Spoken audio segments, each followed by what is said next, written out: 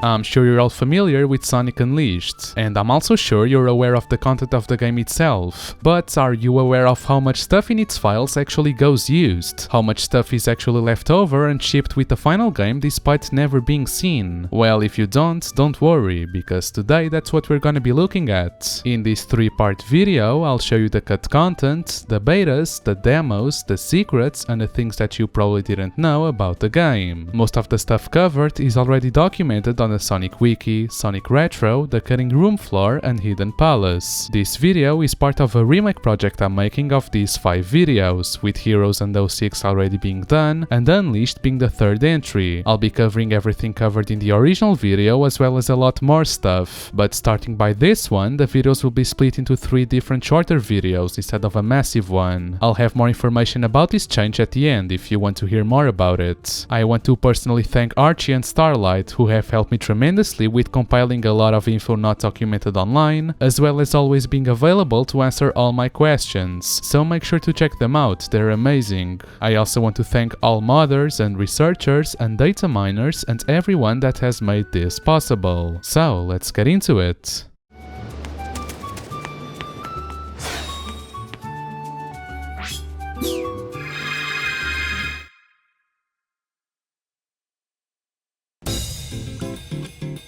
In these types of videos, I always like to start by covering the cut content first, and then show you some betas, prototypes, trailers, and concept art of the game, and then end with a little bit of trivia, showing you the development story as well as some hidden and obscure facts that you might have not known about the games. In this video, as you can tell by the title, I'll be covering the cut content part. Sonic Unleashed has 2 distinct versions, the PS2 and Wii versions, commonly known as the SD version, and the Xbox 360 and PS3 one, known as the HD version. So let's start by covering the SD version. There is a folder called TGS inside the game files which contains multiple graphics probably used for a build present at the Tokyo Game Show of 2008. Firstly, there is an asset saying trial version in both Japanese and English. Early stage select and menu graphics are left over, with Apotos being called Mykonos Capital, with Mykonos being misspelled, as well as Eggman Land being written differently, and there are 4 icons for the Sonic and the Werehog stage select. The Warhog, my fault. Early versions of the Sun and Moon medals could also be found. Interestingly, the Werehog life icon can never be seen in the final game. An unused options graphic suggests the game would have supported vibration. Inside one of Dark Gaia stages, there is a texture folder containing assets for what appears to be Empire City, which doesn't appear in this version of the game at all. Some tutorial stages in the game appear to have unused layouts outside of the normal stage barriers, featuring some rings, enemies,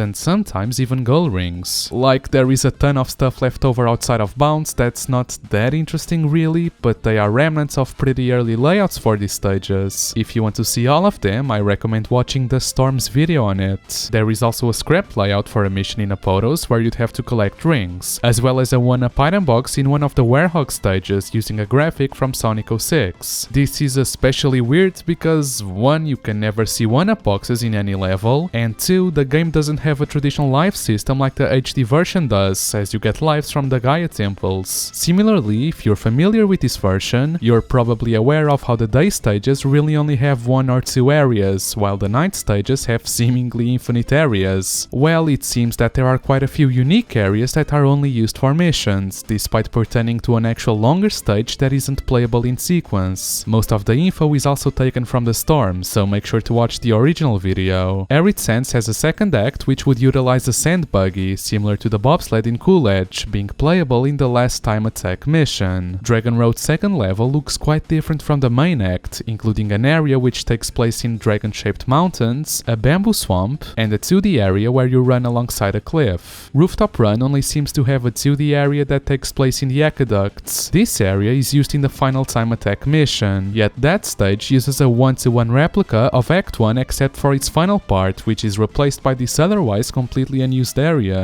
Except I'm lying, because there is another unique area for this stage, which are the sewers in the ring mission. It looks like the aqueduct and the sewers could have connected in a similar fashion to the skydiving section in the HD version, as the level model does suggest that possibility. The second day map for Jungle Joyride is the most interesting yet. It appears to be heavily incomplete and has pretty large unfinished or missing sections. Internally it was supposed to feature 4 areas, yet the third one is missing terrain and is just a flat plain collision. The first area takes place on cliffside ruins, the second on a crystal-coated cave, and the fourth is in a long twisting path in a waterfall around the jungle. Weirdly, the second area ends in a closed-off room with no real clues of how it would have connected to the third section. 2 missions have you play through most of areas A and B, and another one through the entirety of area D. Past these bars at the end of area A is another seemingly unused section with a few tracks and paths that would have connected to area B at the entrance of the cave. Any other stages are just collision data without any real assets, so that's about it for them. Interestingly, some of the Werehog stages also appear to have been planned as one massive stage instead of multiple different stages, in the same fashion as Sonic Colossus, which are also the same way. Lastly, there are leftover text entries for some sort of debug menu. Now let's take a look at the HD version, starting by some unused assets. There are multiple leftover assets from the E3 build of the game. A background title image can be found in the files, with 2 of these images never being seen anywhere. Here is a graphic for the menu options. There is a strangely large number of settings here, as well as a continue option, which is something you never see in a demo. Some of this was definitely unused there too. Cards for control tutorials can also be found, though strangely they omit the Unleash move for the Werehog and only depict Sonic's base moveset, so no lightspeed dash or stomp. An archive called main menu contains files for an early main menu of sorts. Even though it's possible some of this was also used at E3, there is not much evidence of it. There are more control tutorial images here, though the only real difference is the background and the controller images, but everything else is the same, missing controls and all. Weirdly, there are also earlier versions of the same control tutorial with a lot more to unpack here. The button assignments are mostly the same, but the Werehog's controls label the right stick for actual camera control, sacrificing the triggers for running. His render is also very early and rough, containing a model which appears to be unfinished and better matches some of the pre-release screenshots of this game, which we'll be taking a deeper look at in the next video. Sonic's render is from Secret Rings. The now loading text at the bottom is using the style which the game normally uses for larger text, being closer together and further italicized. The Sonic World Adventure logo, which is the Japanese name of the game, uses a really different design compared to its final counterpart, resembling more the SA2's Chow Garden logo. And lastly, UI elements pertaining to the actual menu used for the E3 demo can be found. Strangely, one of the assets uses early PS3 button icons, even though it's meant for the 360 version. An early version of the hub world preview for Spagonia goes completely unused. It looks mostly the same besides the icons, which are completely different between both versions, with a university screenshot being closer to the top in the early version, with the latter also having a dark spot in the grid for some reason. An early UI graphic is also present in the game files, with the only element used here being the actual gauge, while everything else goes unused and is only featured in older versions of the game, which I'll also be covering when we get to the prototypes. Speaking of older versions of the game, an early UI graphic for the Werehog featuring vitality and shield meters is left over, appearing in several early builds. A folder called Red Dog is present on the root of the disk, which contains leftover icons for the debugger used during development. These icons are also present in Sonic Generations, suggesting the same debugger was also used there. On the same note, an odd image of Sonic's head is left over in multiple archives, possibly used as a placeholder. Much like other PS3 games at the time, Sonic Unleashed was also meant to have an install process, as the game was originally meant to have 2 disks to support the use of the high-quality global illumination maps. This idea was scrapped in favor of accessibility, so the base game uses lower quality GI maps, but leftovers of this install process can still be found in the game files, namely renders for some of the characters that would cycle during installation, as well as UI leftovers of how it would look. Similarly, here is a scrapped HUD element to display the current time of day, perhaps suggesting time would pass dynamically rather than using the hourglasses. Well, this is actually confirmed to be the case on the preview build, which we'll also be taking a look at later. Calculator, where it explicitly says that time passes on its own as you wander around the towns. There is also an unused version of the starting UI, which has a countdown, instead of just saying ready go like the used version. There is a mod that restores this function by Stan Obama, so make sure to check it out. Here are some early skyboxes for Rooftop Run and Dragon Road. Interestingly, Cool Edge's skybox, as well as this early Rooftop Run one, are edits of Savannah Citadels, which is really weird. I guess they must really like those fucking clouds. There is an unused icon for a fourth act of Arid Sands, both day and night. Leftover scripts for both of them exist, revealing that the day version was meant to be a Chow mission, much like Act 3. The day version can be partially seen in the photos used for the credits. Some textures for Sonic's beta model are also left over in the files, back when Sonic's smile was still painted onto the texture like in 06's gameplay version. Lastly, the igloos in Cool Edge were originally decorated with Tibetan peace symbols. However, this was changed to a box shape in the DLC update, most likely due to the symbol closely resembling you know what, even though it goes largely unnoticed. Now let's take a look at some unused animations. Sonic was originally meant to be able to climb ladders, believed to be meant for Professor Pickle's lab. A really weird turbo animation where Sonic raises his arms in an X while running could be found. This was either the original animation for the boost or a sort of max speed state for it. As we all probably know, some of the cutscenes in the game were made using motion capture animation. In the first in-game cutscene, where Sonic returns to his normal self, there is leftover mocap data of the actor interacting with their team, with his belly inflating for some weird fucking reason. Apparently it's due to the morphing animation between the Werehog and Sonic, but I'd rather not give it much thought. Although no animation data exists, an old animation called Jump Roll has scripts for its sound effects, which would have been the same as the Quick Step. Some speculation can be made regarding it, namely its name suggesting it would be similar to the air dodge in Frontiers. Super Sonic also has a few unused animations of his own, namely for moving up, down, left, right and backwards, with the up animation being used for the Platinum Trophy icon. Now for my favorite part, Unused Objects. Note that a lot of the footage you'll see now will be from the October prototype I'll be covering in the next video, who would have guessed? As it is pretty close to the final version but has a set editor which makes it easier to showcase these objects. A cannon is present within the game files, fully working as intended yet goes completely unused. The model you're seeing in the footage is actually from Sonic Generations, as only the functionality of the object exists in the game. It's unknown what model it would have used. An unused enemy called Design Check is also left over. It's obviously a test model using an unanimated version of the Dark Guardian with no functionality remaining.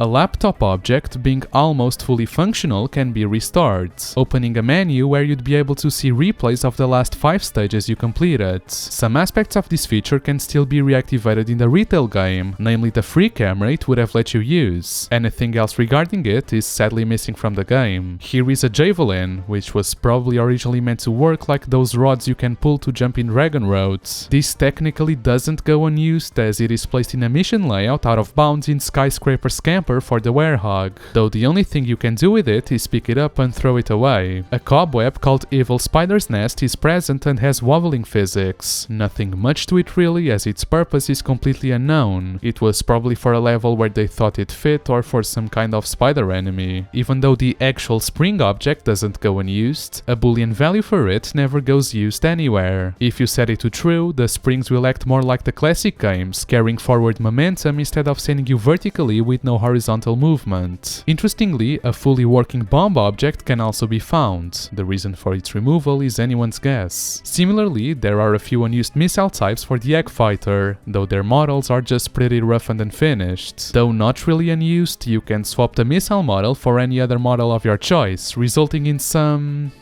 interesting outcomes, let's put it that way. Sadly, most of the unused objects are just test objects that aren't very interesting, mostly static floors, moving floors, falling floors, rotating floors, nothing much. The most interesting out of these is Clear Collection, which spawns 2 rings that clear the stage upon touching them, but besides that, there isn't much to it anyways. There is also, supposedly, a car generator that doesn't work at all, but it would have spawned cars like Generations' Speed Highway, even though cars are never featured featured anywhere in normal play. There are also two mysterious objects called Piston and Rock which have no models and don't load in any way, shape or form, so we can only guess why they were cut. The DLC stages are normally only accessible via the world map. However, there are some unused layouts that have these gates placed around in areas that didn't have any gates before, with the DLC levels being assigned correctly to them.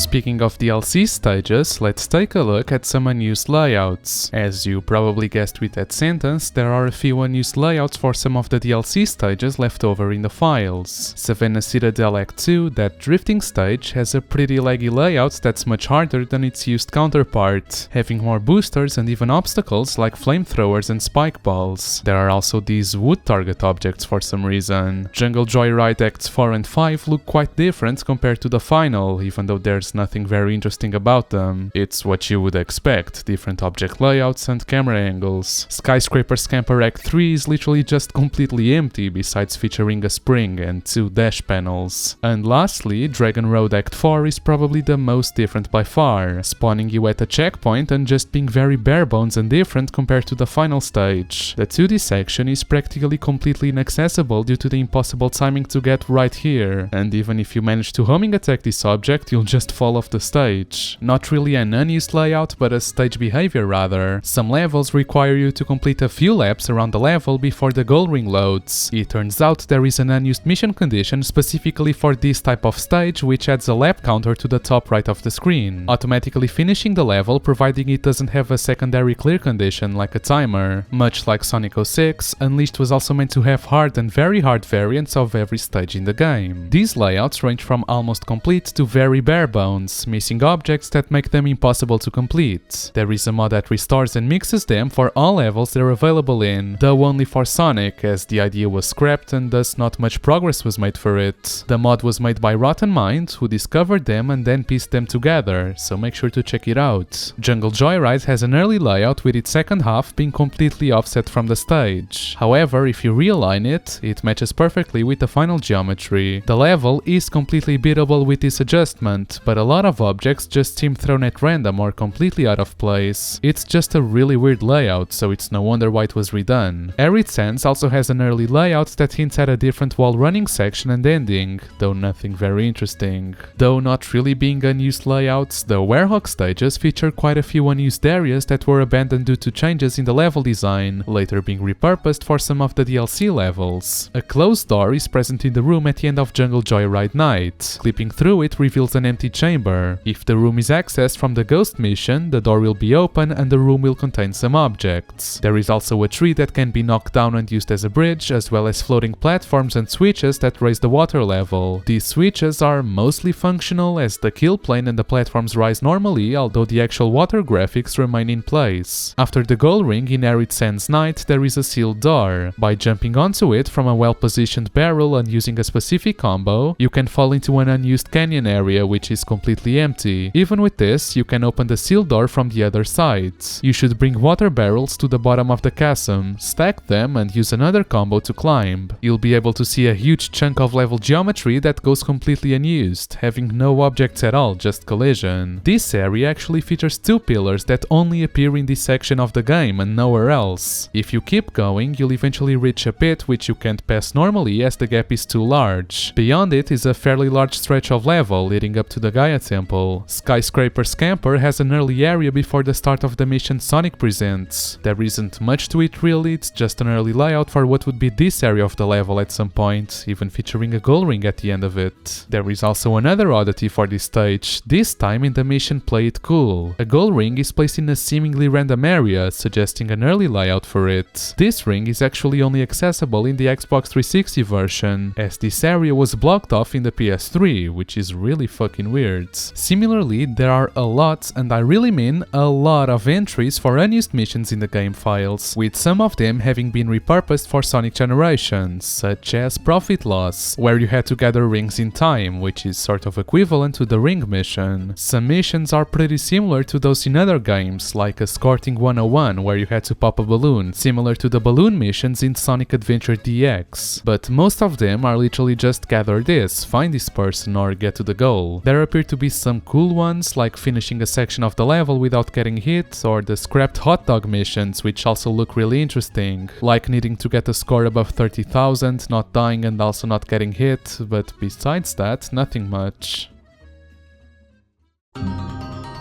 The game also has some oddities related to cutscenes. There is an unused ID called SNW_GUOFF, which is meant for a Sonic and Chip cutscene in Alaska. This might just be an early name or something, because the actual used cutscene has the ID SNW_GUON. Same goes for MO_01, which is supposed to be the opening, though its final version uses MO_01_05.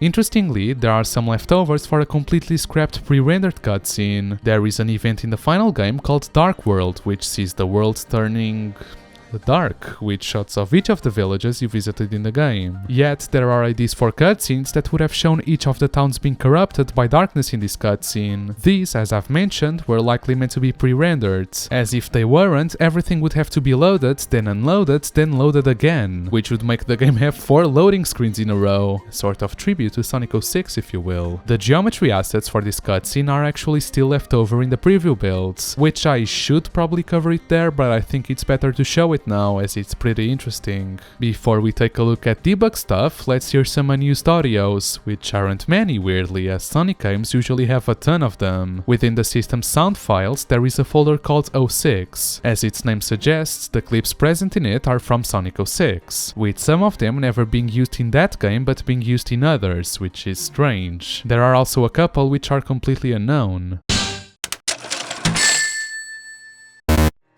In the sound files for the Werehog, there are 3 unused swing sound effects. The weirdest part about them is that they actually have unused in their file names, which I guess does save a lot of time in documenting this. There is also an unused sound effect for the QuickTime event reaction time.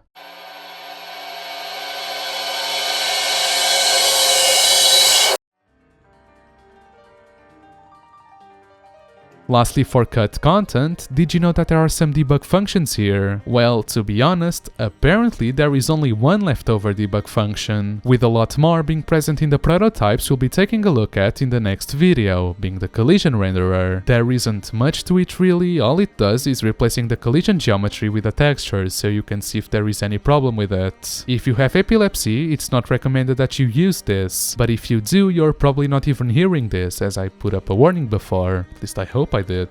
And yeah, that's about it for this part. The video containing the analysis of the game's prototypes, betas, trailers, etc. will be coming out in a few weeks, which is basically a sequel to this video. If you're not familiar with my channel, I'd usually make these videos one big project and release them like every 2 months. For all of you that are familiar with my channel, I won't be making those big videos anymore, as they take a long time to make, and will instead opt by splitting them into 3 smaller videos representing each section. So cut content, betas and trailers, and trivia, so basically nothing changes about each one really. This is so I can put videos out more frequently and making them easier to digest, so I hope you can understand the change in format, as it's much better for me personally. These videos are still part of the remake project I've been working on and will replace the old bonus videos, and will become the norm for any quote-unquote bonus videos I'll make of games I haven't covered. Anyways, I hope you enjoyed the video, and if you did, please consider subscribing and turning on notifications, as it does really help me out a ton. You can also support me on Patreon for €1.50 and get some perks, like early access to videos, your name at the end of the screen, and other stuff soon to be added there. I also have a Twitter if you want to follow me there, and check out my community tab where I post quite frequently with video news. And that's about it really. Stay tuned for part 2 and I'll hopefully see you soon.